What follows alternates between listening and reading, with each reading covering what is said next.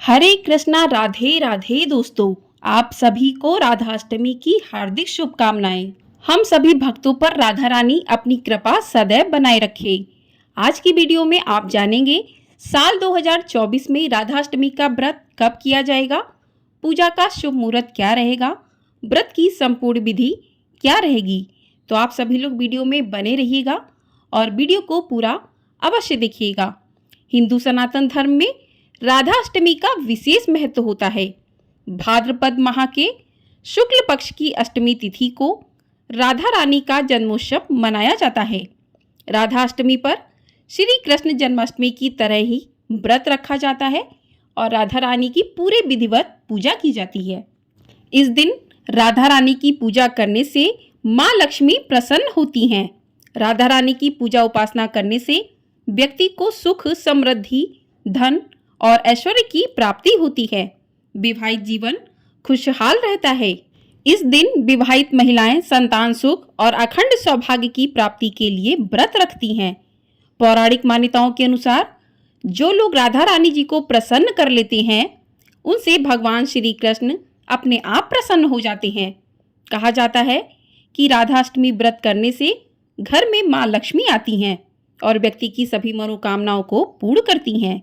राधा रानी के बिना भगवान श्री कृष्ण की पूजा भी अधूरी मानी जाती है। इसलिए राधाष्टमी का त्यौहार भी कृष्ण जन्माष्टमी की तरह बड़ी धूमधाम से मनाया जाता है।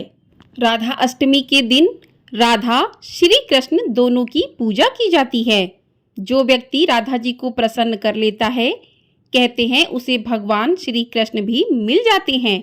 ऐसी मान्यता है राधा अष्टमी पर व्रत रखने से जीवन की सभी परेशानियां समाप्त होती हैं। धार्मिक शास्त्रों के अनुसार भगवान श्री कृष्ण का जन्म अष्टमी तिथि को हुआ था। राधा जी भी अष्टमी तिथि को ही उत्पन्न हुई और रुक्मणी का जन्म भी अष्टमी तिथि को हुआ है। इसलिए हिंदू धर्म में अष्टमी तिथि को बहुत ही शुभ माना गया है। यह व्रत अखंड सौभाग्य का आशीर्वाद और परिवार में सुख, समृद्धि और शांति देता है। यह व्रत संतान सुख दिलाने वाला भी माना गया है। पौराणिक शास्त्रों में राधा रानी को श्री कृष्ण की बाल सहचरी, भगवती शक्ति माना जाता है। धार्मिक मान्यताओं में राधा जी को लक्ष्मी जी का अवतार भी माना गया है। इसलिए इस दिन लक्ष्मी पूजन भी किया जाता है। राधा रानी श्री कृष्ण के प्राणों की अधिष्ठात्री देवी हैं। राधाष्टमी का दिन बेहद विशेष लाभकारी माना गया है। इसलिए आज के दिन इनका पूजन करना अत्यंत लाभदायक माना गया है। आइए अब जान लेते हैं कि अष्टमी तिथि कब से प्रारंभ होगी और कब समाप्त होगी। तो अष्टमी तिथि प्रारंभ होगी 10 सितंबर मंगलवार रात 11:12 से और अष्टमी तिथि की समाप्ति होगी 11 सितंबर बुधवार रात 11:46 पर। यानी कि 10 सितंबर की रात्रि में अष्टमी तिथि प्रारंभ होगी और 11 सितंबर की रात्रि में 11:46 पर अष्टमी तिथि का समापन होगा। तो उदया तिथि के अनुसार साल 2024 में राधा अष्टमी का व्रत 11 सितंबर दिन बुधवार को रखा जाएगा। इसी दिन राधा रानी की पूरे धूमधाम से पूजा की जाएगी, विधिवत पूजा की जाएगी और इनका जन्मोत्सव मनाया जाएगा। पूजा का शुभ मुहूर्त क्या रहेगा? तो पूजा का शुभ मुहूर्त रहेगा 11 सितंबर सुबह 11:03 से लेकर 1:32 तक का। तो इसी समय में जो है आप राधा रानी की पूजा कर लें और राधा रानी का व्रत जो है दोपहर तक रखा जाता है। उसके बाद व्रत का पारण कर लिया जाता है। तो इस शुभ समय में आप पूजा करने के बाद अपने व्रत का पारण कर सकते हैं। पारण का शुभ मुहूर्त रहेगा दोपहर 1:33 से लेकर शाम 4 बजे तक का। तो इस समय में जो है आप अपने व्रत का पारण कर सकते हैं। अब जान लेते हैं पूजा की संपूर्ण विधि कि पूजा आपको किस प्रकार से करनी है। यदि आपने व्रत किया है तो आपको राधा अष्टमी के दिन सुबह जल्दी उठकर स्नान आदि से निवृत्त होकर स्वच्छ वस्त्र धारण करने चाहिए। उसके बाद आपके अपने मंदिर की साफ सफाई कर लें। साफ सफाई करके प्रतिदिन की पूजा करते उस प्रकार से पूजा करें और व्रत का संकल्प लें कि आज आपने राधा अष्टमी का व्रत किया है। हे राधा रानी, इस व्रत में कोई भी अड़चन आए बिना मेरे व्रत को पूर्ण करने में मेरी सहायता करें। इस प्रकार से व्रत का संकल्प लेने के बाद पूजा के शुभ मुहूर्त में पूजा करें। तो इसके लिए जिस प्रकार से आप जन्माष्टमी पर पूरे धूमधाम से जन्माष्टमी का त्यौहार मनाते हैं, उसी प्रकार से राधा अष्टमी का भी त्यौहार मनाएं। और इस दिन खूब अच्छे से आप सजावट करें। आप मंडप तैयार कर सकते हैं, आप किसी पाटे पर भी स्थापित कर सकते हैं। तो आप राधा रानी और श्री कृष्ण का जो भी आपके पास चित्र है या फिर आपके पास मूर्ति है, तो उसे स्थापित करें। स्थापित करने के बाद राधा रानी और श्री कृष्ण को पंचामृत से स्नान करवाएं, गंगा जल से शुद्ध करें। उसके बाद राधा रानी का अच्छे से पूरा श्रृंगार करें, श्री कृष्ण का श्रृंगार करें। और उसके बाद आप पुष्प अर्पित करें, धूप दीप नैवेद्य अर्पित करें राधा रानी को। राधा रानी का खूब अच्छे से आप श्रृंगार करें। और जिस प्रकार से आप कृष्ण कन्हैया का जन्मदिन मनाते हैं, उसी प्रकार से राधा रानी का जन्मदिन भी मनाएं।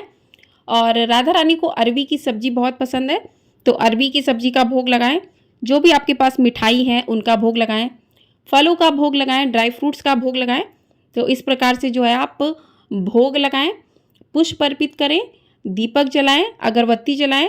कलश की स्थापना यदि आप करना चाहते हैं तो करें, यदि नहीं करना चाहते हैं तो ना करें।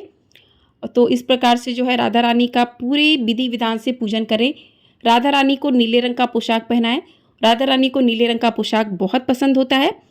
उसके बाद आप जो है ओम ह्रीं श्री राधिकाय नमः इस मंत्र का जाप कर सकते हैं। ओम केशवाय नमः, श्री गोविंदाय नमः, इन मंत्रों का जाप करते हुए भजन कीर्तन करें। राधा रानी के जन्मदिन को जिस तरीके से हर्ष और उल्लास के साथ कन्हैया का जन्मदिन मनाते हैं, उसी प्रकार से राधा रानी का जन्मदिन मनाते हैं। कहते हैं कि राधा रानी का जन्मदिन और उनका पूजन यदि आप पूरे विधि विधान से करते हैं तो कन्हैया जी की कृपा आपको तुरंत ही प्राप्त हो जाती है। तो इस प्रकार से जो है आप कर सकते हैं। और हाथ में थोड़े से पुष्प लेकर राधा अष्टमी की व्रत कथा को भी सुने। तो कथा आपको हमारे चैनल पर मिल जाएगी, उसे आप लोग अवश्य सुनिएगा। उसके बाद राधा रानी की आरती करें। आरती करने के बाद जो भी भोग प्रसाद है वो सभी में बांटें और राधा रानी का आप कीर्तन करें इस दिन। तो पूरे हर्ष और उल्लास के साथ राधा रानी का जो है राधा अष्टमी का व्रत करें और राधा रानी के जन्मदिन के महोत्सव को सभी लोग मिलकर पूरी श्रद्धा भाव से मनाएं। राधा अष्टमी का व्रत सभी भक्तों को करना चाहिए क्योंकि यह व्रत बहुत ही श्रेष्ठ व्रत है। श्री राधा जी सर्व तीर्थमयी एवं ऐश्वर्यमयी है। इनके भक्तों के घर में सदा ही लक्ष्मी जी का वास रहता है।